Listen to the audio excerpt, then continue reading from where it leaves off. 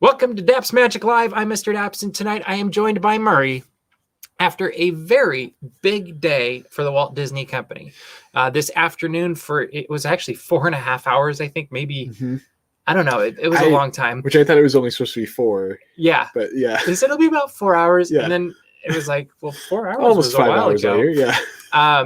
But 4 plus almost 5 hours of Disney Investor Day, we learned a lot about where the Walt Disney Company is going, and it's almost all streaming. Like, it was very fascinating to see where the focus of the company is going and what they have in store. And we got to see a lot of things that are coming down the line for the Walt Disney Company, specifically for Disney Plus a lot. Thank you, Bailey. Glad to hear the sound is fine. And but it was a fascinating day because as we dig into what they covered today, there's 2 big things that I think were resounding themes for Disney today. And one was it's all about streaming in the future, and that's where they want your focus at right now. And then the second big thing is it's all about flexibility moving forward. Were those the 2 big themes you saw coming through the whole day?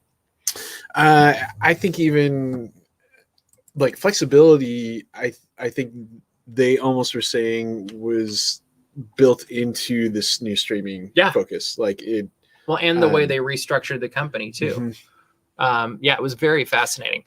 We have a ton of ground to cover, though, so we are just going to dig right into it. We'll very briefly cover some of the structural stuff, just because I'm not as interested in that. I'm sure.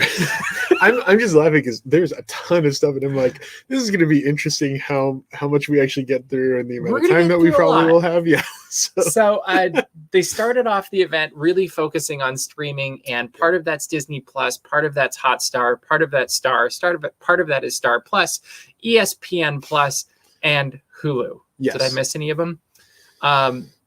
No, I don't think so. But all of this to say is Disney Plus is your central hub for all that is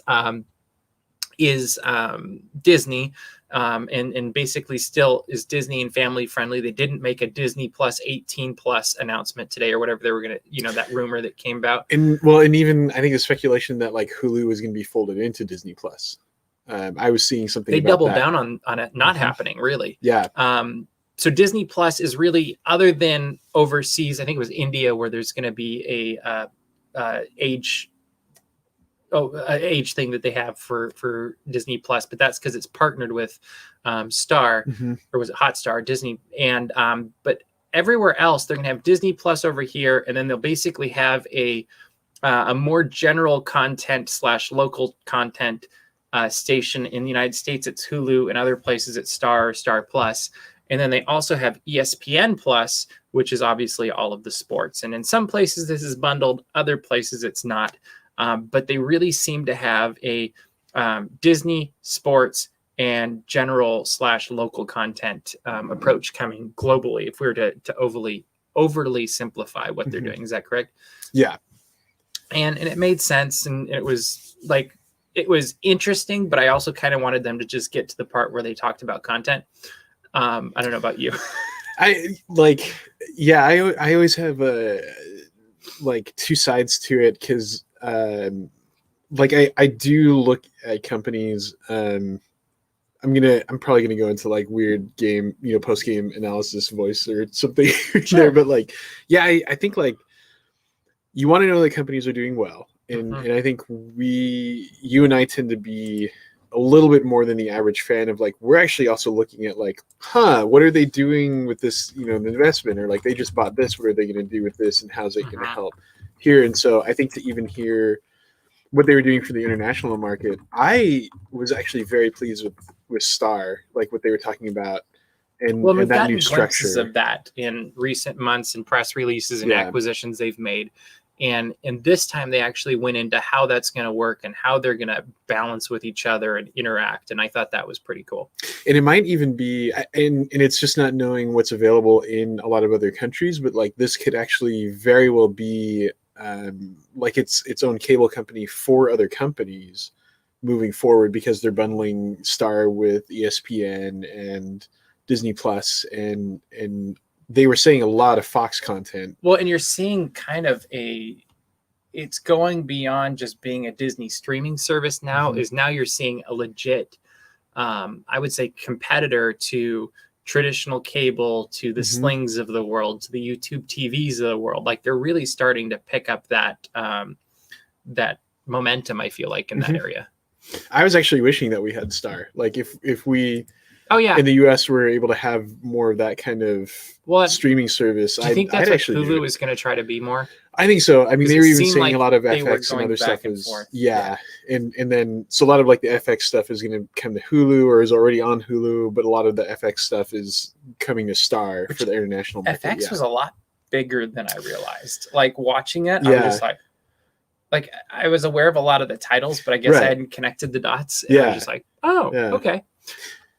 One of the other main themes of the day was it's all about storytelling and quality storytelling at that. Mhm. And I thought that was an interesting thing. And at the beginning, they like connected it back to Walt Disney, and they even connected the synergism of like everything coming back to the stories of Walt Disney as well for a graph he'd made sometime. I don't know when. It was kind of sure. I was like, okay. I will say real quick, I'm also laughing. There's actually maybe two things real quick. One is the guy who said it, and I kind of chuckled, was Bob Iger, who was talking about Walt Disney, but then in storytelling. And then I kept thinking throughout the time of like, man, if this had happened, if this kind of presentation had happened during Walt Disney's time, I'm sure he would be there, but I'm sure like Roy would be there and others. And I feel like he'd just be like, I don't even know that. Like, I think he'd just be sitting there because like there's a lot of that financial stuff. And my impression from hearing testimonies of during his time was like he was never into the financial stuff. No. He just let Roy do it. So yeah. Anyway, I just chuckle at some of those points of like having to go through that. Well, like, you I wonder if Walt would be paying attention. I bet he would. And they did do presentations like that back then. I mean, not as fancy as this, but it would be interesting. And it's cool to get a chance to look at some of those old reports from back then as well. So let's move right into more of the content because there was a ton. So they started with Disney Television Studios for Disney Plus. If I'm remembering correctly, I'm also going off of a press release they gave that looks like it's more or less in order with what I live blogged. But so we learned that Beauty and the Beast, the prequel, is coming. We didn't really learn a whole lot new about this. No, just very confirmed. The one that I thought was cool is Swiss Family Robinson. Yeah. Is coming to Disney Plus as a series. Yeah. And they've got Ron Moore, who we know from Star Trek, but he also worked on Battlestar Galactica, and which I always think of The Office with. And then John M. Chu is working with that as well. To me, that could be a really intense take on, like, I feel like it's going to be an intense take on Swiss Family Robinson. Like, I could certainly see where they could do a series, but that's what it is, isn't it? There's no well, there's no way of really telling like what they're going to do with it exactly. Like, is it? I don't know. I'm curious. Like, I'm intrigued. We also learned about Percy Jackson and the Olympians, which I'm sure like that one didn't connect with me as much. We saw. Did you get to see the trailer for the Mighty Ducks Game Changers? Yeah, that one went from like to like, oh, I want to watch this. I don't know why I didn't think before that it would be a good series to do. I didn't realize, and I think I wrote the article on it, that I thought Emilio Estevez was going to be like a token, like shows up and leaves kind of thing. And it seems like he's right in the middle of it all. Coach again, possibly. It felt like it. I feel like they were pointing towards that or something. Yeah. And it also looked like he took over. Gosh, I'm forgetting the guy's name, but the guy that made the skates for him. Oh like he took over that shop in I didn't even make that rink. connection. That's cool too. It looked like, but I might be wrong. No, it sounded like it too, because there was that line about skates or something when you first the reveal of him. Yeah. I think this is going to be a movie that's going to totally like tug at the heartstrings of all the people that grew up watching the Mighty Ducks movies, and it looks to me like it should connect with younger kids too. And so I kind of think it's going to be a family friendly. Like, everybody likes it. Nobody will be like Oscars, like it's not going to be an award-winning show. Just classic Disney, feel good movie. Exactly. And I'm like, to me, of the Disney live action stuff or Disney's television studio stuff, that one was one of the bigger ones I was more excited about. They've got Big Shot coming, Mysterious Benedict Society coming, which looks like it'll be quirky and fun. Turner and Hooch, only I think investors got to see that trailer, but I'm intrigued about that. I mean, that was an old Tom Hanks movie, and that was pretty good the first time around. So that could be cool. National Geographic came next, and this is where things I thought really started getting more interesting, because I thought National Geographic would be kind of like a meh, okay, well, we'll get some cool documentaries or something. But Limitless with Chris Hemsworth. What did you think about that? I actually was not able to see. Oh, you couldn't see it? I'll be honest. Also, for anyone watching, I actually went through this whole presentation mostly at Downtown Disney today. I know, it's impressive. So Chris that was actually one I didn't get to see. Yeah, Chris Hemsworth is basically doing all these crazy like workout things in really extreme environments. I did hear about this to try to basically combat age. Yeah. In a healthy way, and it's kind of interesting because it seems like it's going to bring a focus on how health and wellness can combat age, which is something we already know pretty well. But this is done through a more extreme way, which I'm like, I like the concept of health and wellness combating age. The whole like swimming all the way across the ocean or whatever he was doing. Not so relatable, but it's gonna make some interesting conversations. I feel like in television or whatever to call this, exactly, on a streaming platform. But totally. Then we've got what else we have from them? We had Welcome to Earth with Will Smith. He's just going to do extreme things, and you get to follow him around the globe as he does that and jumps into to volcanoes and goes deep diving 3,000 feet below the water, all that crazy stuff. And I'm sure that will be awesome and terrifying. And probably it looks to me like it's going to be a little bit over dramatic. So it'll be fun, but also kind of like, okay. Another one called Genius coming. And that's going to focus on Martin Luther King Jr., which would be cool. Yeah. I'm looking forward to that. There's a new documentary on Jacques Cousteau called Cousteau. That I am curious to see how that one is received. Like, to me, I'm going to be all about it, but to me, it also felt like it felt a little bit too traditional documentary. I mean, I think with National Geographic, you're going to have a lot of that. Yeah. So that was, I know you're going through the list. Weirdly, what intrigued me was like Secrets of the Whales. Which that one looks really gorgeous. Yeah. So, but that one also looked like a typical National Geographic documentary as well, but they always do just a good job. Yeah, but that's what I mean. Like they do a great job. So yeah, you're going to get the amazing beautiful footage, and which I think you're going to get from all these. Oh yeah, like, and then there's Real Bugs Life, which I think is a little bit gimmicky, and I might watch part of one episode and be like, okay, I've seen it. That's good. It didn't intrigue me nearly as much. America the Beautiful, I like the concept of. It will really depend on the presentation. Like, it looks beautiful, and the technology was amazing. But at the same time, I'm like, so we get to see pictures of national parks with nobody in them? Okay. Like, it might be really, really good. Yeah. I don't know. We'll see. I've been surprised at the amount of shows and series that I've watched on Disney Plus that are National Geographic. So more than I thought. Yeah. So, I just think it'll be like a Saturday afternoon relaxing, like not super paying attention, but I was like, oh, I like that part. I'll be honest, it's not enough, I think, to probably get a lot of people to subscribe to Disney Plus, but it's a nice, it's like that nice benefit. Like it's icing on the cake, I think. Yeah. So let us know if you're subscribing to Disney Plus for the National Geographic stuff, which I've not finished the Right Stuff series, but I've enjoyed that series. I need to watch that one. I've wanted to watch that one.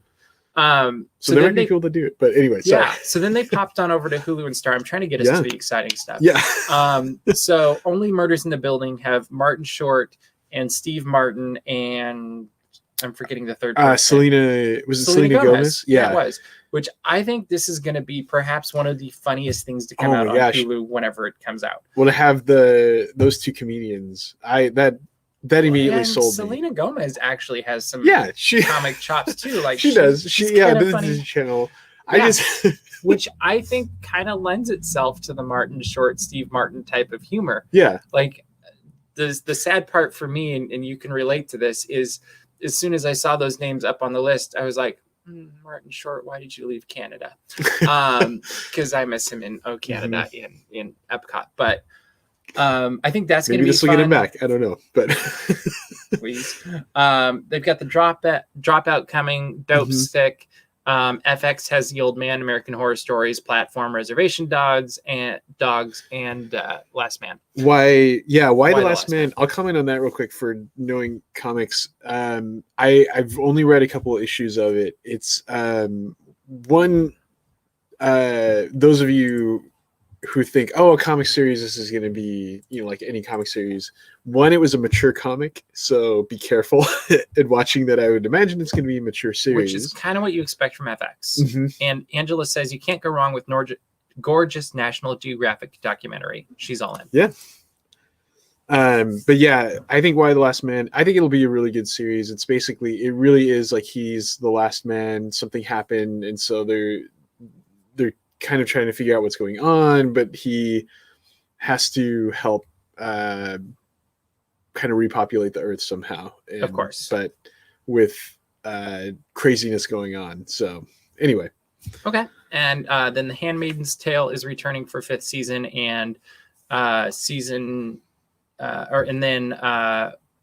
Nine Perfect Strangers is coming also next year with Nicole Kidman, which I think is actually interesting. Those are really, I feel like, heavy hitting shows that are just good critically for Hulu and Star, and that will be interesting. FX has It's Always Sunny in Philadelphia being renewed for 4 more seasons. Yeah. I think the one that really caught all of our attention was Aliens. Yeah. Or Alien, and to me, there's just so much potential waiting right there. And it's a series, right? They said, I think it's going to take place on Earth, which is even more interesting. Yeah. So I don't feel like they were really clear of when it's taking place within. I didn't feel like I really knew anything about it after that. I just was like, oh, that's cool. Yeah. So I feel like it's the one Fox franchise that Disney actually had tried to do some stuff with. Way back when, and even had an appearance in a Disney ride in a park. Does that mean it's coming back? I texted you something. Well, and I was texting with Tyler too, and we're all like, does this mean Aliens coming back to Magic Kingdom? They got rid of Stitch, so who knows? Yeah. A proper alien encounter. Exactly. Finally, so. I think that's the most intriguing thing coming out of FX to me. The Stones are coming back, or is it coming back? No, that's a new show, I think it looks like. And then, Shogun's coming as well, which will be interesting. Yeah. I think that one actually looked pretty intriguing too. Yeah. I probably won't watch it just because of time, but it was intriguing. So now we get to the exciting part, which is from Walt Disney Studios, and we're going to start with Lucasfilm. And which is big on its own, but yeah, like you can do an entire live stream just off Lucasfilm. So we learned, this is a little bit out of order, but we learned that the Obi-Wan Kenobi series, and they're calling it Obi-Wan Kenobi instead of just Kenobi, which I found interesting because I saw somewhere it was Kenobi. Kenobi, yeah. And I feel like a lot of these are subject to change. Obi-Wan Kenobi multiple times. Yeah. But Ewan McGregor, obviously. What we didn't know that we learned today is Darth Vader, portrayed by Hayden Christensen, will be in this show. And what did they gave a timeline? Was it? I want to say it's 10 years after. So it's Revenge basically of the Sith. Yeah, so that's basically around the same time as Rebels. Pretty close, I think. And the beginning of Rebels, I think. And yeah, is that right? And no, actually, Rebels. No, Rebels is years? a lot closer to. episode 4. And it's a 20-year gap, right? I think at least. Okay. Something like that. Or roughly. So it's basically in the middle then. I think so. What do you think? Like, I'm curious because I go back to, like, the moment I saw that, I immediately thought of the line Darth Vader says to Obi-Wan Kenobi in A New Hope, where he's like, when we last met, you were the master, now I'm the master. And I'd always taken that to be their last meeting was on Mustafar. But do you think they're changing that? Unless he's doing things at a distance is one. Or they're like different parallel stories or something. I mean, maybe there really is like Kenobi is going to overpower him again, but will be merciful, or because or is beating him without him knowing. Could be. I mean, I think it's still open to. I mean, I love the idea of seeing Darth Vader on a Disney Plus series. Yeah. I am curious. We didn't learn if James Earl Jones will be voicing again, which I would assume not, actually. Oh, you think no? Because he's been doing everything recently. He has been, but I'm wondering, just because of the timing of it, if they actually want to say that's his aged voice, like it fits with the older Darth Vader. That the reason why they have Hayden Christensen is actually this is the younger Darth Vader that's closer to. But they used James Earl Jones at the end of Revenge of the Sith.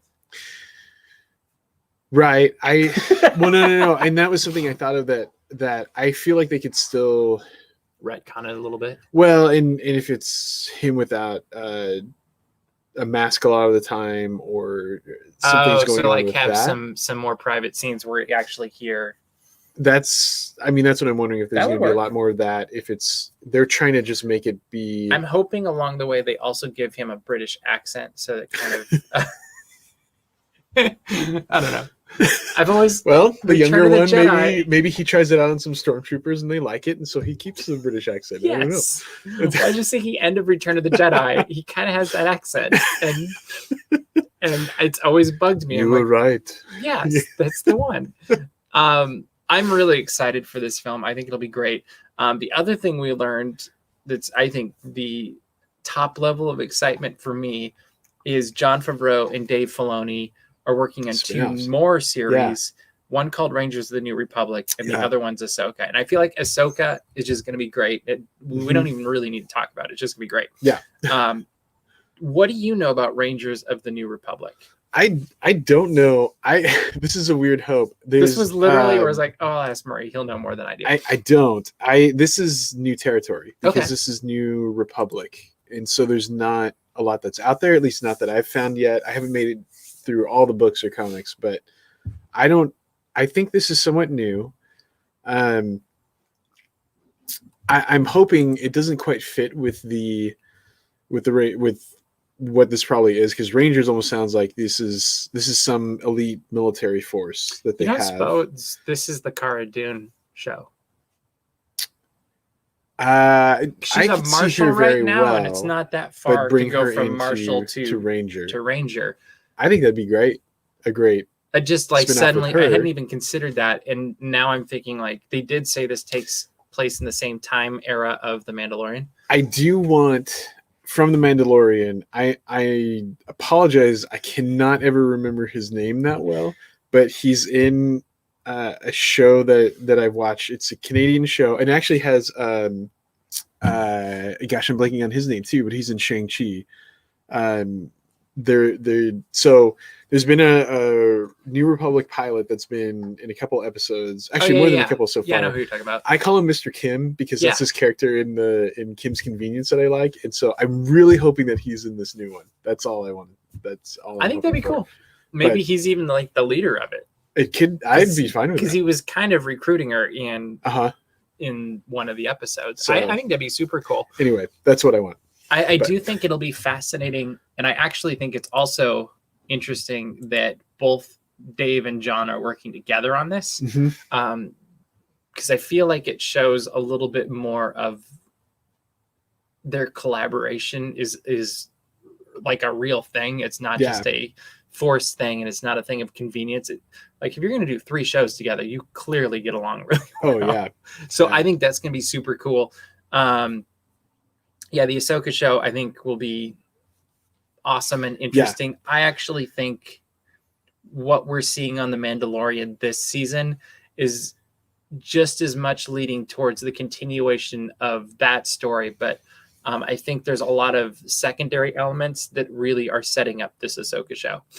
And then I thought they said something about they are going to have some crossovers. Well, they at have some points, to. or with all 3 of the shows. Too, I think they did actually. You might be right. I was typing away like crazy, but I totally think you're right. We also learned that the Cassian Andor show is going to be called Andor, which whatever. And the thing I liked about that was the video that they showed, just the scope and the scale that they're going through for this. And I thought that was pretty cool. Mm-hmm. I'm kind of like not as excited about that one as the 3 we've just talked about, but I'll enjoy it. And I think it's the one that we've known the longest, maybe besides Mandalorian. Yeah, I mean, this has been in the works, it seems like forever. Yeah. Maybe Obi-Wan Kenobi. Well, that one, I think that one's one a little more fresh, but yeah. So we got to look at Star Wars: The Bad Batch, which, I mean, it looks cool. I like how they're tying it into the history of Star Wars and some of the iconic moments that we already know from the movies. That was like, I think it's just gonna be a fun show, and I also look like there might be some crossovers in that one too, to The Mandalorian and some other things that will be interesting to see. Star Wars Visions was, which one was that? Oh, that's going to be with a variety of animators. Is that the anime that's one? Mostly, yeah. That one looks intriguing, and it's shorts throughout different Star Wars stories, and I think that's cool. Lando, I think, will be up in that category of Mandalorian. Like, I just think of all of the shows that we saw today, that one probably has the most potential to hit it out of the park. Did they say exactly? They didn't say who's going to be in it, right? No, they didn't. I'm wondering if it's going to be Donald Glover. I'm assuming so. Like, I think this is, for all intents and purposes, a sequel to Solo. I would be interesting to see too if we end up getting some other characters from Solo in this. I would not be surprised at all. Especially since in Return of the Empire Strikes Back, it seems like there's more of a deeper relationship between Lando and Han. And I feel like they could build on that in a series like this and create some healthy tension and all that fun stuff too. And that could be cool. The Acolyte, which one was that? I actually don't remember much from it. I think they possibly just kind of mentioned it.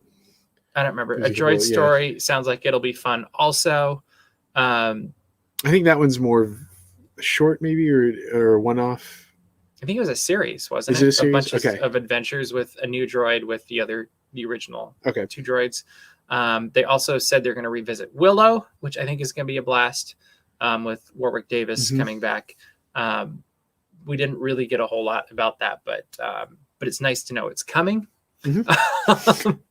Then we got into the movies, and this is where things, in some ways, got more interesting, and otherwise it was kind of like, wait, what? Yeah, like I wanted more. More Quick, yeah. Well, yeah. We now know that the next feature film is going to be titled Rogue Squadron. Yes. It's going to be directed by Patty Jenkins, which I found fascinating. Yeah. Because I thought she was completely embedded in the DC universe right now. But that's good for Kathleen Kennedy, huh? Yeah. What did you think about Rogue Squadron? Like, I'm intrigued. It's always been like one of my favorite things about Star Wars. I read some of the comics way back when, which was mostly with Wedge Antilles, and I have no idea if he's going to be in it or know how that kind of goes. But I think there's always been a big mythology around the Rogue Squadron, no matter what their incarnation has been. And so I think this is perfect. And they did release a little bit of I think the teaser that we didn't get to see the first time, but the idea is like fighter pilots. And so kind of Top Gun in Star Wars is, And we only have to wait 3 years. Yeah. They also said the Taika Waititi film is being written currently, and it will come someday. Yeah. He's he's doing a lot of other stuff too. Well, I just felt like they referenced it, but it's like, isn't that already known? Like, yeah, I feel like it was just a nod. And then they pivoted out of Star Wars and over to Indiana Jones. Yeah. And we already knew that it was going to be directed by James Mangold now. The thing I thought that was the big interesting thing out of this was they said it's going to be the last Indiana Jones film. Yeah. And that was interesting, like the finality of that. Mm-hmm. And because that's a big franchise to be like, nope, we're done. And I'm curious how that works out. Unless they go like a young Indiana Jones route, like that's the only thing I could think of. And that's the finality, the way they were putting that. I don't know what that actually is. Like, is it just the movies? Is it, yeah. Because it just said the last Indiana Jones film. Yeah. Like, it could have been a series or an animated something, or, but it's such a It's like the fifth and final, I think they kept saying. Yeah. And they've said repeatedly recently that they're not going to recast Harrison Ford. Like, Harrison Ford is Indiana Jones, which I think is totally fair. At this point, yeah. But I'm really curious, like, you don't just let a franchise like that close its doors. I don't feel like. Oh no, yeah. For how much they have invested with that, yeah. I'm very baffled by it. Yeah, I don't know. I think it makes sense, but we'll see. The other film they're working on, which I'm curious to see how this plays out, is Children of Blood and Bone, which seems completely different than anything else they are doing and have done in recent years. And I'm curious to see at the end of the day, how did they decide on this movie, and how did it end up here instead of like somewhere like 20th century? And it's interesting that it's based on an existing novel that it sounded like to me they want to make this into a franchise. Yeah, I can see that.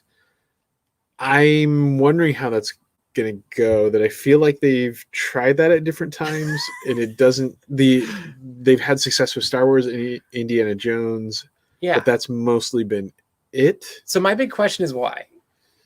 I think you've got the fifth and final Indiana Jones, so they're kind of done with the movie. I don't know if it's that. I think new in terms of another franchise, but I think it's good that maybe Lucasfilm is diversifying and exploring other avenues. I think one of the things I've always liked about Lucasfilm is it's always been original. Which is the whole thing I bring up with that it's based on a novel. Yeah, is an interesting thing of. Yeah, totally. Why aren't they going with a whole nother universe that they could create? Yeah. And yeah. I'm very curious. Well, and you've got Willow. I mean, like, they're bringing back too. That's a bit of a franchise they could go with, and they're totally. But they're exploring a whole nother place instead. So yeah, I'm very like I'm not against it in any way. I just kind of didn't understand it. Yeah.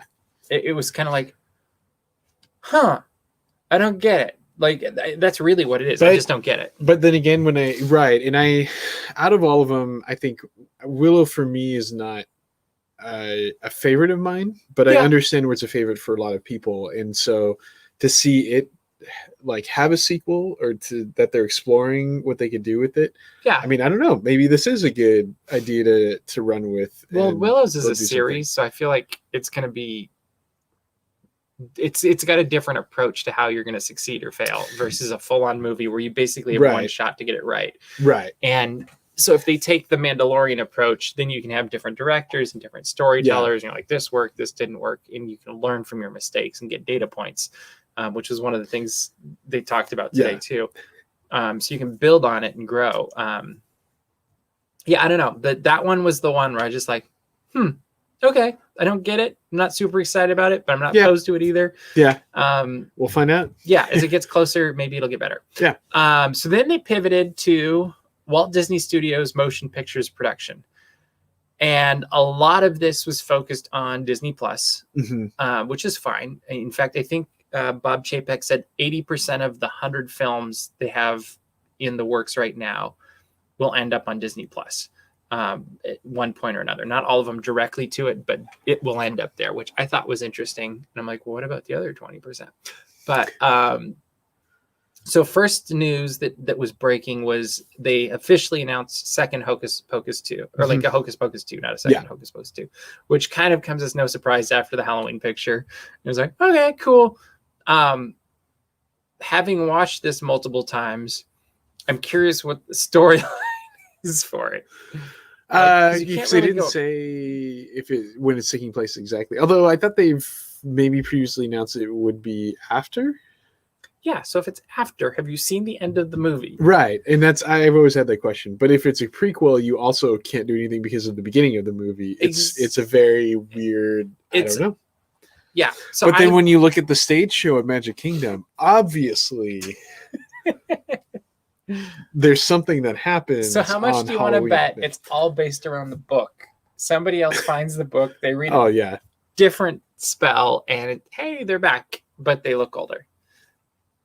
Well, and then do you go the same route where they're trying to get young again? I don't know. Or do they I feel like it'd have to be a completely different angle. Like it's bad for thinking that they don't have to do much makeup for them looking older this time. That's true. That's true. They also the actresses are wonderful in Hocus Pocus, and I love Hocus Pocus. I just hope they don't ruin it. So, no, and I don't know. It's hard. It depends who's behind it too. Ruin it for us is still going to be, I think, good for a lot of other people. Let's hope. So yeah. 3 Men and a Baby's coming back. Yeah, with Zac Efron. I actually nobody else, so he's playing all three. I don't know. I actually think this could be hilarious. I think so. I feel like this is, this one came to Disney a touchdown, I think, through Michael Eisner actually. Yeah. And was it France? He found it. Yep. Yeah. Based on a French movie. Yeah. Of the same title in French though. So I do think it's interesting I just read Michael Eisner's autobiography a month or two ago. I guess a little more than that, but it is interesting how what we're seeing today, a lot of the seeds were planted by both Michael Eisner and Bob Iger in the last 2 and 3 decades. Mm-hmm. And I did have that moment watching it today of like, there's things here that really do come from Michael Eisner, starting this path forward that led to the acquisitions that led to, and the innovation too, that Michael Eisner really instilled in the company that Bob Iger just ran with. Like, I feel like Michael Eisner took it the first way and Bob Iger just took the torch and ran with it. Mm-hmm. And it really is interesting to see how Bob Chapek is really getting to benefit from the 2 CEOs prior to him. And based off today, it seems like he's doing a good job. I don't know what your thought. I think especially with all these announcements today, yeah. And we'll get to the psychology of that in a little bit. They also announced a new Cheaper by the Dozen that's coming out, and a new Sister Act, which will be the 3rd, that's going to have Whoopi Goldberg in it, and it's also going to have Tyler Perry as a producer, which means it's going to have awesome music. I feel like it's just that's true. Yeah, like that was my thought. I was like, oh, this is going to have good music. I don't know, and good gospel music. I feel like they were kind of starting to go into that even more in the second movie. Yeah. And then I think I am curious again on this one. What's the premise behind bringing her back for a 3rd time? Again, I just feel like it's just like one of those like just to feel good. Like, all right, she's back. Let's just have fun. All right, DAPS watch. Let's watch it. Like, yeah. Although that one, I think, that's Disney Plus. Okay. Yeah. They also said Disney Plus is getting Chippendale Rescue Rangers. Yeah. Which sounds like it's going to be a very self-aware version of Rescue Rangers. Is that what it sounded like to you? I don't know what to think entirely. Like when they and it seems like it's changed a little bit since they originally announced it. Well, because I feel like it was really vague then. Yeah, it just seemed like it was going to be way more cartoony originally, and now it's very leaning into the live action meet CGI, but the cartoons live in the live action world, which almost makes me think they're pulling from a little bit of Who Framed Roger Rabbit and like I'm very intrigued by this one. Maybe in more ways than like this one might be more interesting to me than a lot of the other ones. And I'm curious what they use for Chip and Dale's voices, like if they modulate. Well, and this is one I hope they don't ruin. I think this is on that. This is gonna go well with fans, or it's not. Very unfortunately, to have that kind of teeter. Totally. So Angela has a great question. So if these ideas have been brewing since Eisner, then why now? Just a natural progression or something else? I actually think it's not about ideas. It's about the culture of innovation and disruptive innovation that's been building since Eisner, and then Iger ran with it. So if you were to ask Michael Eisner, would there be a Disney Plus? He wouldn't have a clue. Like that wasn't what he was thinking during his time. I don't think anybody really. I mean, the technology didn't even exist then. It wasn't even on the horizon. What I do think he recognized is Disney is a content company. It needed to have new content, new stories being told, and it needed to be done in a quality way. And you always needed to be bringing in new ideas, and you could do that by buying other companies. And so he did that both from a ABC storytelling standpoint of a network television. So you'd have, actually, he kind of did.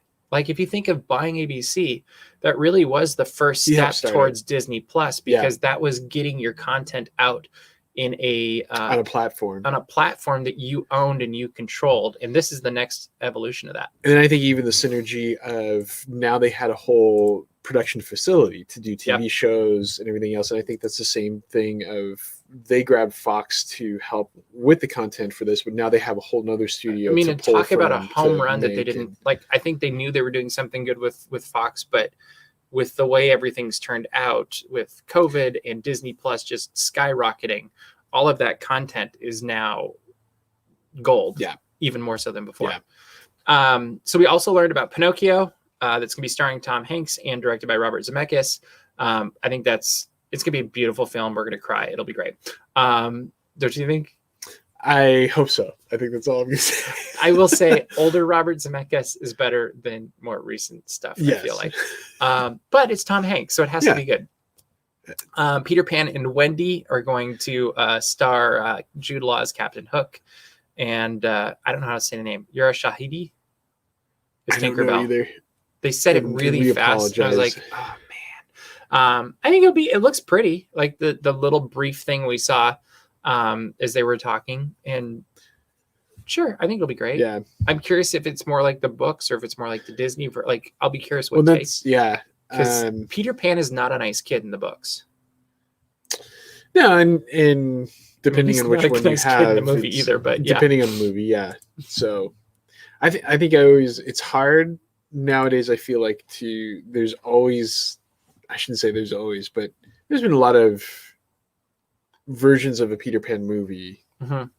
So it's interesting. There's really only two though. There's Peter Pan from, was it 1954 Disney?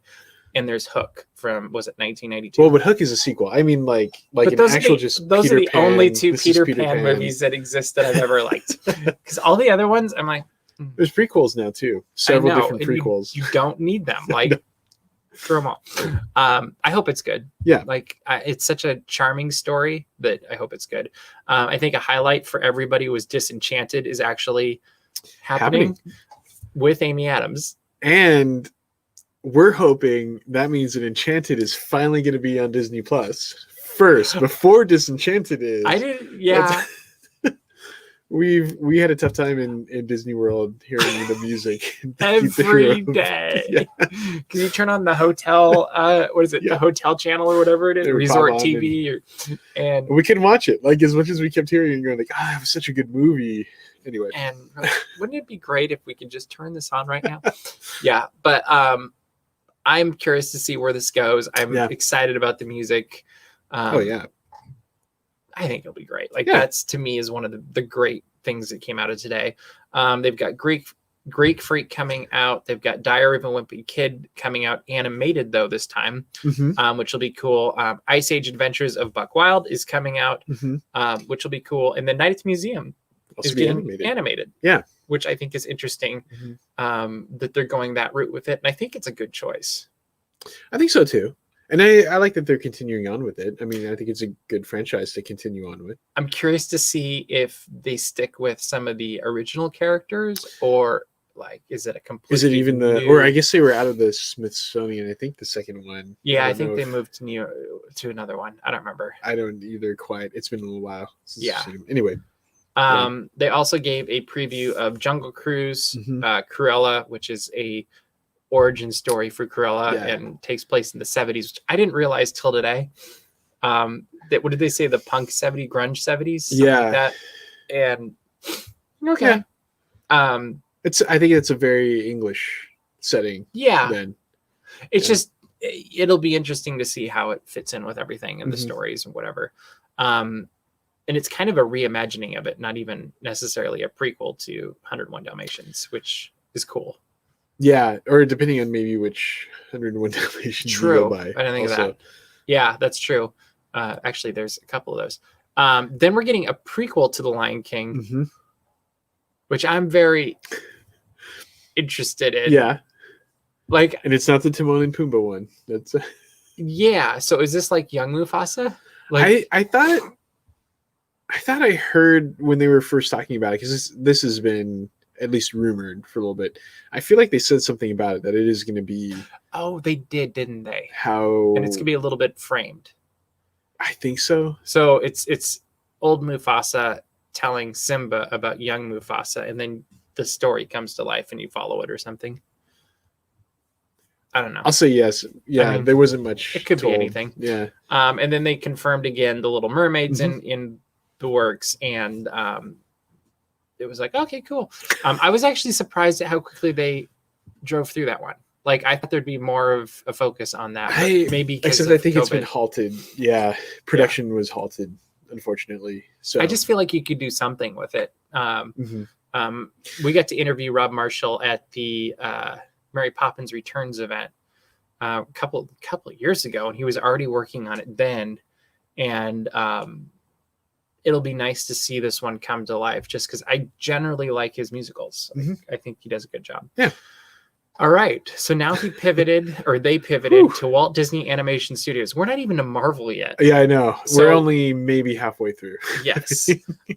Walt Disney, we're gonna do this. Actually, I feel like it speeds up for a little bit. It does, yeah. So from the studios, animation studios, we learned about Encanto, which I think that's gonna be just. I'm looking forward to that one. To me, I'm actually looking forward to that one more than a lot of the other ones coming out of. Now, is it Raya and the Last Dragon? Is that how you say it? Like, I think that one's going to be really fun, really beautiful. It'll be great. But I think Encanto is going to be the one that I go home with the song stuck in my head, and we'll be thinking about it for weeks to come afterwards of like, oh, remember this part with the song or whatever, where I feel like Raya and the Last Dragon, we're going to be talking more about story elements and adventure choices. And I don't think it's supposed to be a musical. No, I don't think it is. So, yeah. Is it? And I actually think Raya and the Last Dragon is going to be a really awesome, epic, beautiful film. And Encanto is going to be just more Disney magic, which I like that we're getting both next year. I think that's great. I do think it's interesting they're releasing it on Disney Plus Premier Access, Raya and the Last Dragon, on the same day as it's going to be in theaters. Yeah. Good choice or bad? Well, good. And they were talking about this at the end with some investor questions that it is still sort of like this test phase, that they don't know if this is going to be how they release everything. Yeah. But I think it's that flexibility thing that I would sorry to I don't mean to be Debbie Downer, but I mean, we don't know what's going to happen in March. And so and also just the state of theaters in general aren't so great right now, that it's hard to say which theaters get back up and running. So releasing it in theaters, is that the best choice? Like, yeah, it still is, but at the same time, you may not be reaching that as wide of a market as you would. Well, and with like, I don't know about you, but like Dolby Atmos, gorgeous. Yeah. Like, you can have a basically theater quality audio experience in your house now with something like that. I have a 52-inch television in my entertainment room that now I feel like needs to be double the size. But right. I also have the way that they're doing everything too. Yeah. I also have an HD projector that I don't know how to connect to my sound system, but I'm sure there's a way. But like, I feel like this is a really interesting time because technology for consumer use is just getting at the point where you're kind of like, I can almost get a theatrical experience at home without having to be a millionaire. Yeah. Because I just got mine at Costco and it was a couple $100, and I could probably get one even bigger now for the same price. And I don't know about the Atmos thing though; that's expensive. But yeah, there is this pivot point, and they were talking about this at the end too, of like they're not sure where consumers really are going to want to go, and they said each theatrical release that's changing. Yeah, is going to be a data point, and I was like, I would be terrified if I were AMC or any of the theater companies right now, because then it's on you to create an experience.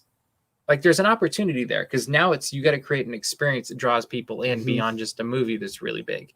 But there's also the potential that if you don't change anything, you die. And that's where they talked about, I think it was Bob Iger was talking about the disruption and how they've really wanted to make sure that they've got innovation for disruption. And like this could be an interesting 1.5 to 2 years to see how people consume movies 5 years from now. But I really wonder if Disney had been seeing it, because I remember when they were announcing Disney Plus, like they were saying they were going to make some movies straight for Disney Plus, totally. And everyone started to think like, oh my gosh, wait, does that mean they're not going to be releasing as much into theaters?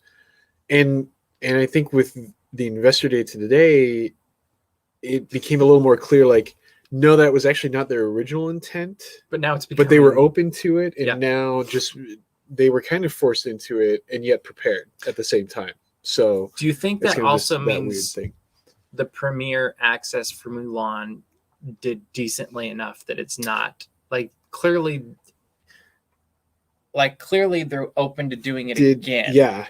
That at least as a, I mean, like they were saying and you're saying as a data point. Yeah. That Mulan had it wasn't enough to close the door. Yeah. Yeah. I think it's exactly that. We don't know exactly how well maybe it did, but I was kind of hoping we'd find out. Yeah. And we might in a future report or something, or filing. We also learned that there's going to be some new series coming from Disney Animation Studios, Baymax, Utopia Plus, which I don't like the name. I'm just going to say it. I feel like that's subject to change too. And it's going to be a parody, it looks like, of a bunch of other TV shows that we know. And like it's each series. And not following, or do you mean Zootopia Plus specifically, or just it's going to have segments that look like they're parodying of like pop shows right now. Well, and also not following Nick and Judy. No, it's following some of the peripheral characters, which I think is cool. Flash is fine. I hope Flash gets more than one episode. But I honestly only need to see Flash. Like the rest of them, like, okay, cool. Yeah. Hey, although that could be really slow. Actually, we'll see. Maybe he doesn't need some. Can you imagine 22 minutes of Flash? I can, but maybe that's it. Yeah. There's a Tiana series coming, a Moana series coming, and I don't know how to say the last one. Iwaju? I think. Okay. I would probably do bad too. We apologize. That one's really cool too, because that's a futuristic sci-fi look at a story in Nigeria. Yeah. With a company called Kigali that basically threw it down at Disney and got Disney's attention, and then they partnered instead. And to me, I love the fact that we're getting a story out of Africa that's like it's just not the norm. And like to me, there's so much more risk and intrigue and stuff like that than like, oh, I've already seen this before. Like immediately, like we didn't see a ton from it, but I was riveted the whole time, just as like, oh, this is new and different. I'm totally all about this. And I like that they're going different directions with Disney. They bring in the talent too, and following the story. Yeah, like there's a level of humility that I feel like Jennifer Lee brought to this by actually like, oh, I heard these guys in the news and I sought them out, and now we get to partner with them, as opposed to being like, oh, we're just going to do it better, like. So I love that they're doing that. Yeah. Pixar Animation Studios. We finally made it there. Can I make you want go? just one quick point? Yes. I think it was interesting that they specifically said Walt Disney Animation Studios is doing these series. That's very different. Where normally in the past that has been like Toon Disney or Disney Television or they feature animation is producing these series. Yeah. So well, and it seems like they've gotten rid of a lot of those peripheral things and they've really consolidated. But I mean, I still find that very intriguing because that means there's a standard of quality that is going to be pretty high for all these series that is not normally there for short form series. And think with Baymax, Zootopia Plus, Tiana, and Moana, the series, if that had been done by Disney Toon Studios, it would have probably just been, okay, whatever. It's like it wouldn't have necessarily been bad, but it wouldn't have been something we're super excited about either. Yeah. Whereas I feel like all five of them, I mean, the fifth one's not a sequel, but I feel like with the ones that are returning to stories we already know, I was like, oh, I want to see, I don't want to miss these. And possibly hand-drawn animation with Tiana. Yeah. I think I didn't even think of that. Yeah. That's very possible too. One thing we should note before we move on to Pixar too is, didn't they say Encanto? Was it Encanto that they did at home?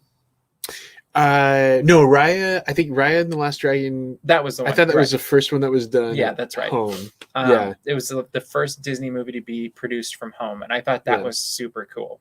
One that they're even pointing out, which that's going to be very interesting. Did they say forward 400 homes or something like that? I think so. Yeah. Yeah, it was really interesting. I was like, Well, and that could change. You're right. That could be a total ball changer, or game changer for how studios work in the future, and especially in LA and Southern California where land is so expensive. I'm sure a lot of people would prefer getting money towards their rent or towards their house versus having to go in and work someplace where they've spent a ton of money in a studio. Also betting they'll probably be back at some point, most of them. Pixar Animation Studios for real now. They revealed a new, was it a long form animation series? And they said this multiple times, which I was kind of intrigued by. Basically, ongoing, I think it's kind of ongoing versus miniseries that long form is going to be, they want it to keep going. Miniseries would be the short form, which is you're only going to have a set amount of episodes, I'd figure. So Win or Lose was the first one that they announced, and it's came out of basically people seeing things from two different perspectives, where one person like, oh, that was a really good meeting, the other person like, that was a terrible meeting. And they're taking that to the world. Was it softball, basketball? It was a sport. I'm totally spacing now. My brain's getting a little bit my impression was a few things, but but it sounded like they're taking it towards a game and how different people, and it was leading up to the championship, if I recall. I think it was softball or something. Maybe it was baseball. I don't know. But either way, maybe somebody in the comments knows. But that one to me is really intriguing, and it kind of has almost that inside out introspection to it, which I'm like, I don't know that we'll actually see people inside. I just think the way of thinking about how you process things is where I think it came from. And I think it's something that definitely is a Pete Docter's Pixar production versus if it was still John Lasseter and Steve Jobs. I don't think you'd ever see something like this, probably, because it just doesn't seem like something that would intrigue them as much. We also learned about some new feature films, one of them turning red, about a 13-year-old girl named May, who when she gets too excited turns into a red panda. Was that it? Okay. Giant red panda. Yeah. I am so excited for this. Domi Shi is directing this. It's just going to be funny. I actually think it's going to be funny and also make you cry. Because that's what Pixar does. But I think it's one of those, like, I remember there's one D23, and I think it's where they announced, like, Inside Out and a bunch of others, and, like, each one you're like, all right, sure. I'm in. That's Yeah. I don't understand where that came from, but sure, that's intriguing. So I feel like this is one of those. Yeah. Totally. And then the other one, because they can't get away from Toy Story too far, is Lightyear, which is the origin story for the real Buzz Lightyear, not the toy. Right. Which is interesting. And awesome. Yeah. And Chris Evans is voicing Buzz Lightyear, which I think is great. Like, I always felt Buzz Lightyear is a little bit of Captain America anyway. So yeah, why not have Captain America voice him? So, I think it's gonna be fantastic. Yeah. They also let's see what else. They also have Luca coming up next summer, which I think is just gonna be gorgeous.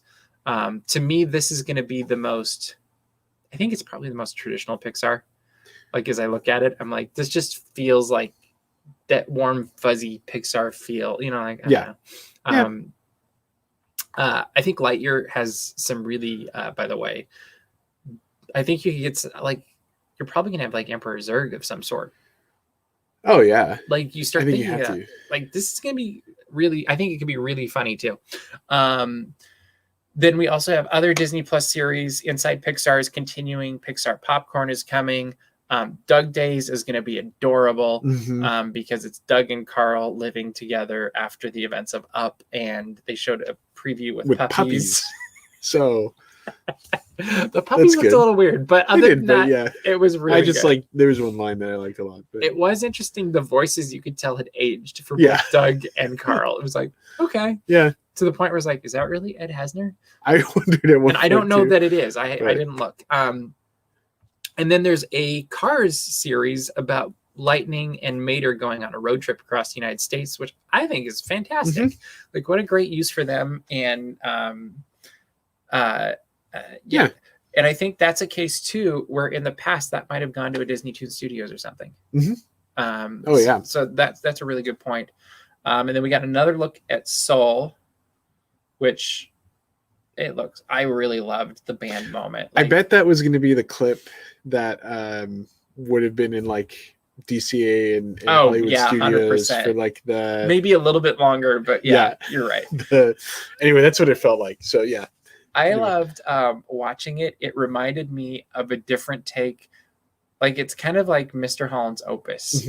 Like, I immediately watching him, I was like, oh, this is what happens to Mr. Holland's Opus in a different like storyline. Like, it's, if instead of living out his whole career. So I was, and I loved, like, I've seen a couple of things where they've talked about how they're trying to bring real life of the crew into the movie. But as a former band geek, like, and band director back in the day, like, that moment that they showed, I was like, I've lived this moment, which I thought was fantastic. And I can't say I've had that experience in a lot of Pixar films, but like that moment, like I was like, oh, that's real. So this one might get better than we even like. I thought it was gonna be good, but I think it's getting better now. And then the short Burrow is going to be released on the same day. Yeah. Which that was probably going to be the one that was going to be in the theaters. I assume so. Yeah. And what do they call it? The Spark Shorts. Yeah. Which I think is great. Yeah.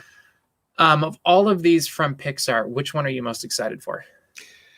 I would actually say Lightyear. As maybe weird as that is, I mean, I enjoy Toy Story. I think Buzz Lightyear I've enjoyed maybe the most in some ways is like the main core characters. And I love the TV show. I love the one made for video movie that they actually made. And so I'm really intrigued. I want to know, like, the image that they showed. I want to know, like, is this supposed to be like the remake of the original, in Toy Story universe movie? Does that make sense? Like, or is it what was before it? Or because it doesn't look exactly like the action figure. Well, and it could almost be like the movie you see in the movie is, how like sometimes they make the original live action movie and then they make it into a tune. Maybe it's the other way. Like, I mean, we've been doing the opposite recently, but well, this could be it could almost be like a tongue-in-cheek, like what Disney's actually doing, or like the opposite way, like they But made the flipping cartoon it around, totally. and then now they make the live-action remake or something, and this is the Although live-action almost remake.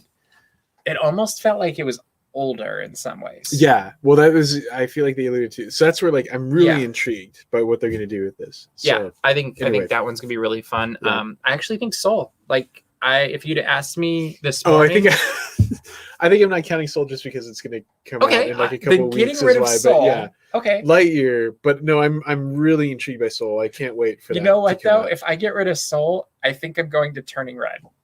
Okay. No, I had a feeling you were going to go too. Yep. And I'm just all on board with Domi Shi. Like that, she did such a fantastic. Yeah, Bao was great, amazing, one of the best Pixar shorts. Yeah, and so I just think this is going to be a sucker punch to your emotions, yeah. and it'll be great, both good and sad. Marvel Studios, we have made it. We get a little bit. I wonder if we should a marathon. There's some we may not get to it, and just say there's a lot of like ESPN stuff. There's Peyton's Place, and he's gonna have his. We're gonna skip all that because there's gonna be sports stuff coming too.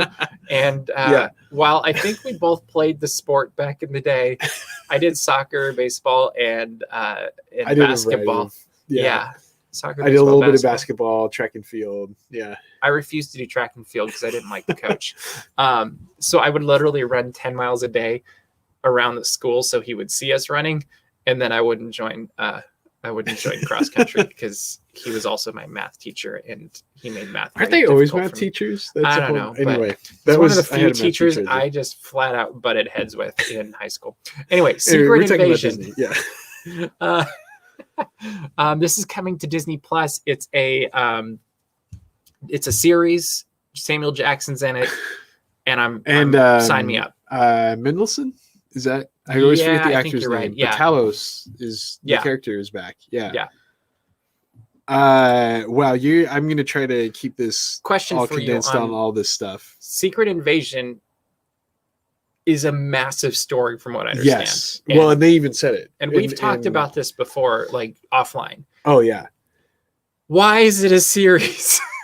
I think that's actually really good. Or do you think it's setting up for a movie? Like, well, it bothered me that Civil War was the format that they had it. And they even said this in the presentation. Kevin Feige said this in the presentation. Besides Civil War, and he was talking about the comics. Yeah. Secret Invasion is the other huge story point in the last, I think it's been in the last like 15, almost 20 years. Mm-hmm. For Marvel, those were both huge game changers for the comics. Right. And so Civil War, just to have like a 2-hour movie, kind of actually got glossed didn't over, feel. You think? Oh, I think so. Okay. And so that bothered me. I was actually fine with like they sort of were trying to make Secret Invasion with Captain Marvel, or that's what everyone was thinking. It was seemed like it. Okay, I liked what they did because it was a different spin, which they might still be doing that. Well, they are. That's the interesting thing to me is it's involving the Skrulls again, which it was in the comics. Yeah. Apparently, there's a whole group of Skrulls that are bad. Yeah. And so we've been seeing maybe the main good Skrulls. I feel like these are probably like the fanatics that have invaded Earth, and so this is going to be the Mandalorian of Marvel. I think so. I kind of hope so in ways. I think it's going to be a spy thriller series, kind of like I feel like they tried to do with other stuff, but I think different because it really starts off with superheroes. You've got a shape changer immediately. Yeah, and I just hope we get Phil Coulson in one of these. I actually hope that we get quite a few people because the actual Secret Invasion, Coulson, like that's like I don't mind if the other ones it's got potential for having a lot of appearances, I think. Okay. But that they're not actually. They could basically they don't have to retcon. They don't have to do anything for continuity. It could just be a Skrull, and so or you're just trying to guess who the Skrulls are. But anyway, it's a huge guessing game, and it takes you all over the place. Yeah. Ironheart's coming out. That will be fun. I think Armor Wars is very intriguing. I think that one could be. I think that one will be fun. Like I don't know that it'll have the scope of say Secret Invasion or WandaVision, which we'll get to in a second. But to me, that one's just going to be your fun, like Saturday afternoon. Like, oh yeah. Like, actually, I would put it on. I think Secret Invasion is one of the bigger ones because it could very well change a lot of things for the MCU. Yeah, but Armor Wars is going to be one you just watch, right? No, I would put it on with WandaVision. I think it's possible that it could be a game changer because you're almost sort of having this like. Oh, you think Armor Worms will be that big? Well, they're almost making this whole like universe within the universe, that there's sort of this Iron Man centric. Well, actually, really, you could say that for a couple different camps. There's sort of getting to be Captain America one, and then there's this Iron Man one. So Armor Wars, it wasn't too huge in the comics. It changed some things for Iron Man because it was setting up a lot of villains for him. They kept popping up. They kept causing trouble to but it's kind do of, things with his. It's kind of the second tier, not the. It is, but I think that's what it feels like. It's going to. I think having both of those, like, I'm wondering if they'd almost do crossovers with them. That they're almost setting up that assuming whole. There's crossovers everywhere. It is Marvel, but like I think those two in particular, I feel like they're trying to set up like this is sort of the continuation of Iron Man. Okay. And it's going to change some things in this universe, whatever Iron Man timeline we're doing. Yeah. So, we did bring up WandaVision. Yes. I'm intrigued by it. I actually am more interested in what it does to the bigger picture than I am the actual show. Like, I think it's going to be fun. I think it's going to be like, I'm looking forward to it. I'm not like, I'm more looking forward to what it leads to. Well, yeah, I'm trying to think of where I want to insert in what I think it leads to, because it has to do with some other things too. Right. So, I mean, it has to do with a lot of the things, right? Well, okay, I'm just going to go for it. Just please. So they connected WandaVision to Doctor Strange in the Multiverse, which actually connected to the Spider-Man movie, right? Yeah. Which they didn't necessarily say, but when you look at the trailer for Loki, that's actually somewhat connected too. It looked like it. And which is all connected to Endgame. Right. But like it seemed like all of this kind of went poof out of a little bit, but like I think it is going to kind of come together in some ways. It's not going to be like some reality loop, is it? Where it like no, but and maybe even possibly the Ant-Man and the Wasp movie would be connected to. Oh, just definitely. Now that you mentioned, for Quantumania, that I think this is these are the core that is leading to this new phase of Marvel, that you had the Infinity Stone saga, and now you have this multiverse saga that they're really setting up. There's something that exploded because of Endgame. And then how does Fantastic Four, oh my gosh, we gotta fix fit into all of that? That was so what they said with Ant-Man and the Wasp, and I almost fell out of my chair when I heard, which I'm like, oh my gosh, I figured out Fantastic Four even before they said Fantastic Four. So Ant-Man and the Wasp, Quantumania, they said the main bad guy for that will be Kang the Conqueror. In the comics, he was the main adversary, not of Ant-Man, but of the Fantastic Four. So they're going to come in at the end of... I think those two are going to be connected.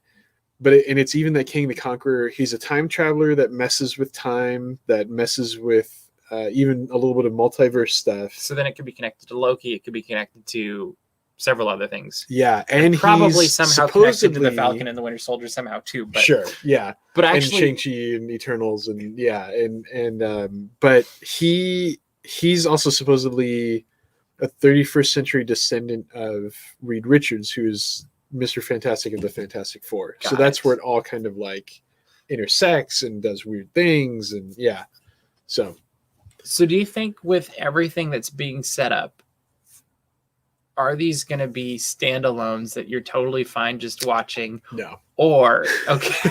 Well, and now they're because I'm already to a point where, like, I feel like if I had missed any of the upcoming or previous movies, I'd be like, I'm in trouble. I need to go do homework. Like, well, and now you've got a whole slew of television series or whatever to call them, streaming series to go to which is going to be hard. And they've got What Ifs coming, which I feel like is standalone.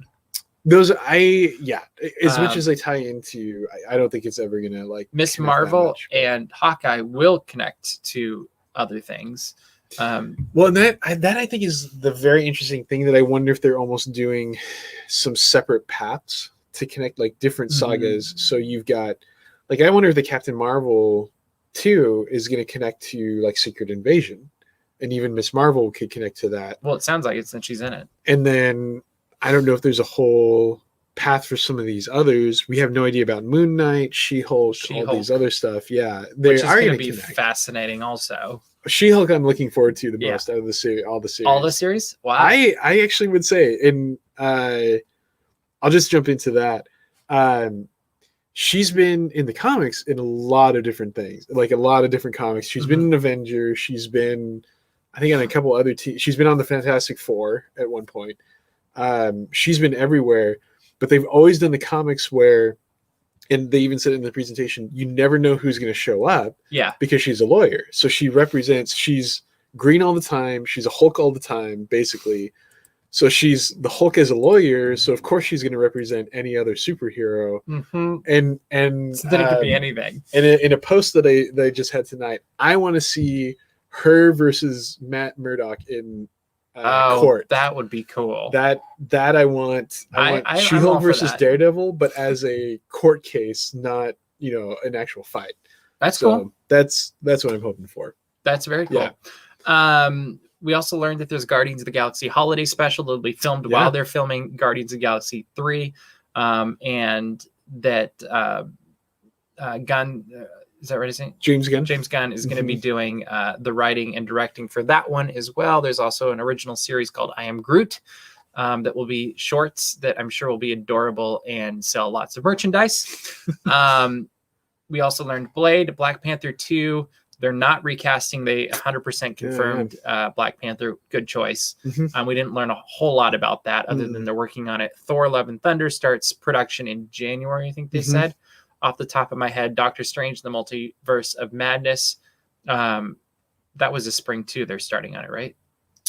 I forgot. I'm spacing out on that too. Yeah. But there's a ton of movies coming. Shang-Chi and the Legend of the Ten Rings, Eternals. Will be next year. Yeah. All of these things.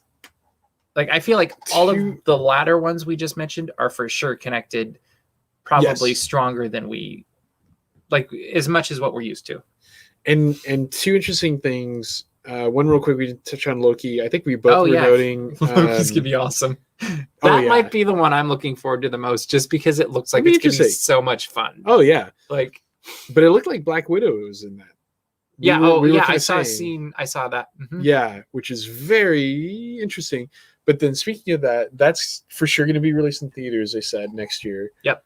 May 7th, May 5th, something like that. Yeah, I noted they said the beginning of Phase 4 was Shang-Chi.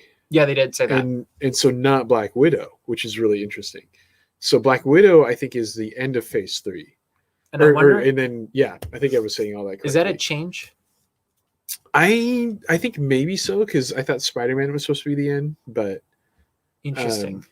And you wonder if that's a Chadwick Boseman thing, or like there's a lot of different possibilities there. Yeah. That was the interesting thing. There's so much coming out. Like, it's funny because I found myself as I went through this, I was like, I kind of want more Star Wars movies.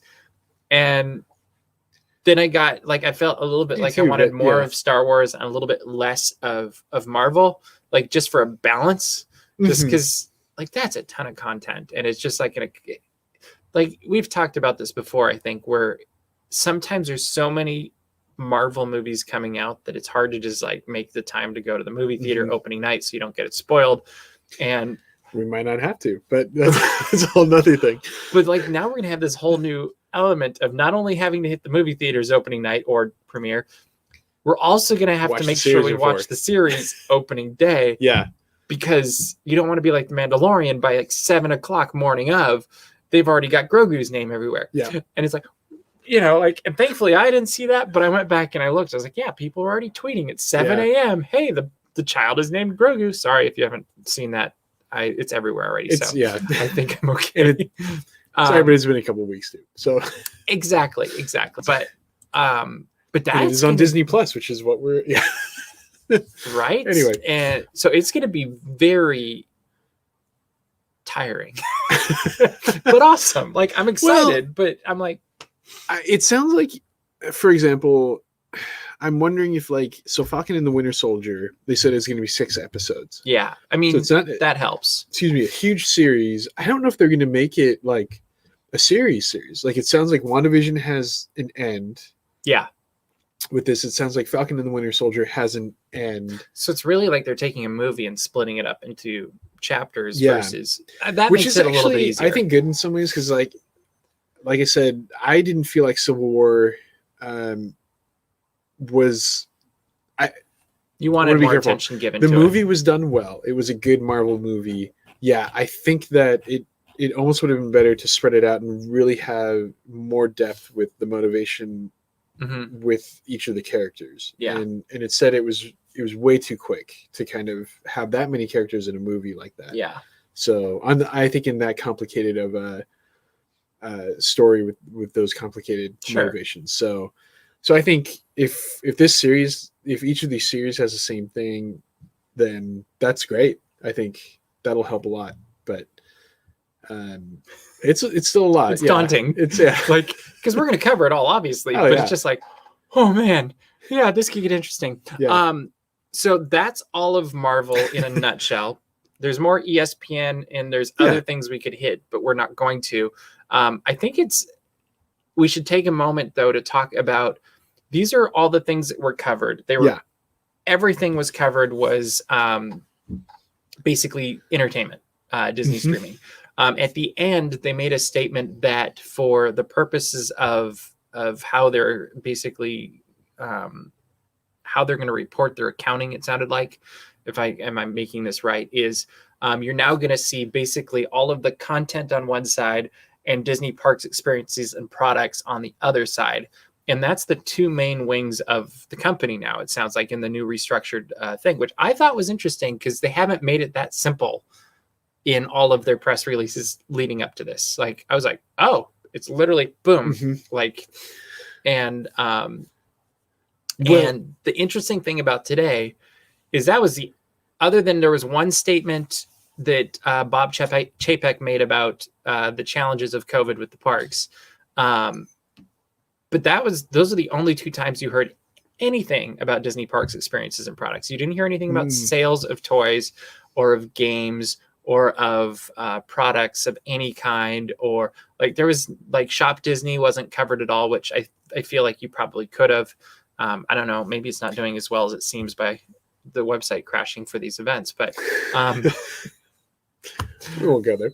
But it happens, and so it looks popular from the outside, just as like, oh, Star Wars mugs, everybody descends on it. But I thought it was very fascinating that it was really a day about streaming, a day about production of entertainment and stories, and not a day at all about the parks and the physical portions of the company that you can go to. Well, I think it made a lot of sense because when they had talked about it, it's maybe 2 months ago, maybe less or something like that, that they were restructuring. I think this was the big day to really show how it's going to work. This is a good idea to go in this direction, because I think they were really pushing this. This is going to be the bread and butter for at least a while. Yep. And they said it needs to be, basically. I would say so too. 100%. I mean, what you just pointed out, something I've thought of is, it's funny where they say it's been a restructuring, but in a lot of ways it's the old Disney, actually. Hugely. It's Walt Disney. They went very complicated in the number of departments, and you started to see that with consumer products going under parks and resorts. That they were trying to make it simplified in some ways. Yeah. But I think it was a weird mix of just a lot of different departments, a lot of different things, and you're starting to see some of the downsizing, but it still wasn't getting there. And I think it's cutting through the bureaucracy of Disney. It's really what it's doing, which is really good. And I think just that weird, I don't want to say it's disruptive innovation. Well, and we had the disruption. I'll put it that way. There was a disruption that caused it. Well, and that's the good thing that caused that came from the disruption. And you bring up a really good point. Is every time that there's a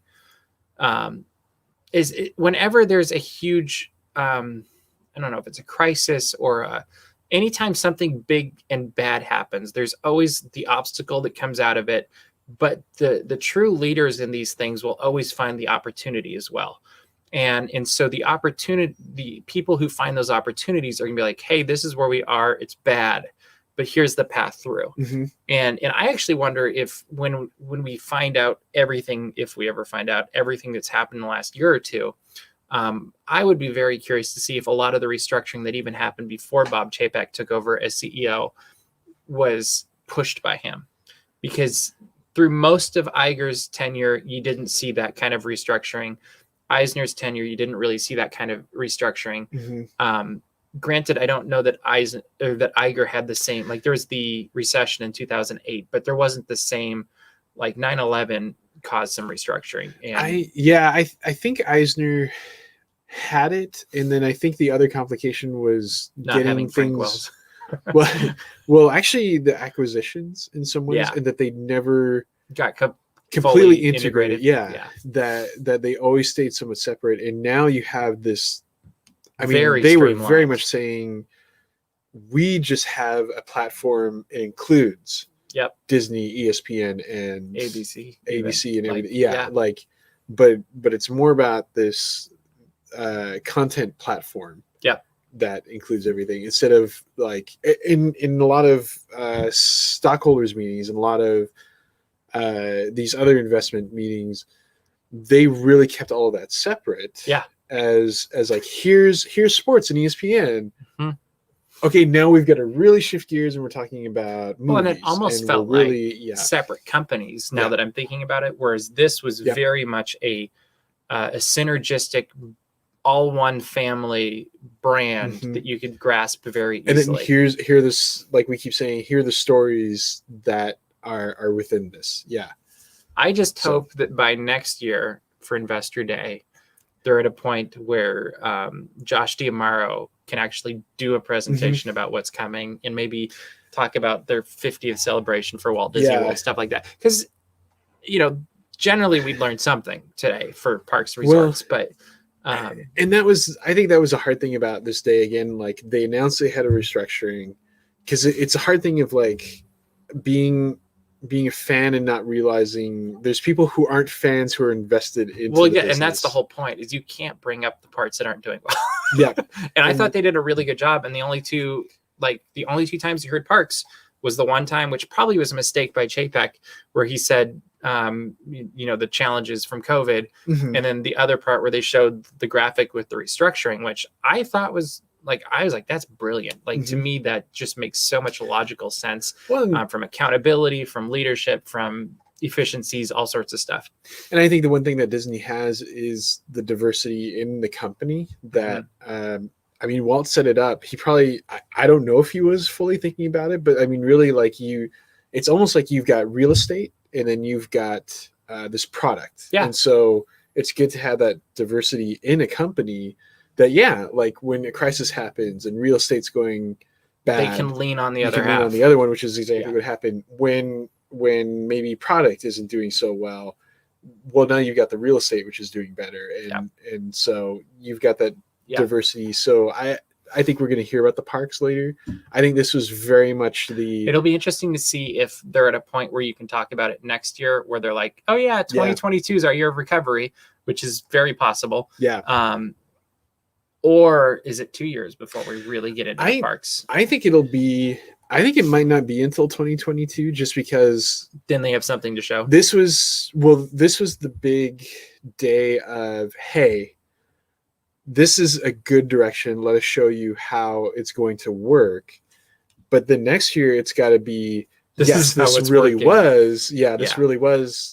Here's our margins looking forward. And so we're going still forward into this, and let's show you how we're going forward. The more I'm thinking about it, though, I feel like they're going to have to say something forward looking with the parks next year. They will, but I don't think it'll be the biggest part. I think the patience is going to start waning by then. And I also think that the initial momentum, and especially as the vaccine gets more and more distributed and as the risk goes down, I'm curious to see how that impacts subscription numbers, how much time people are spending on TV.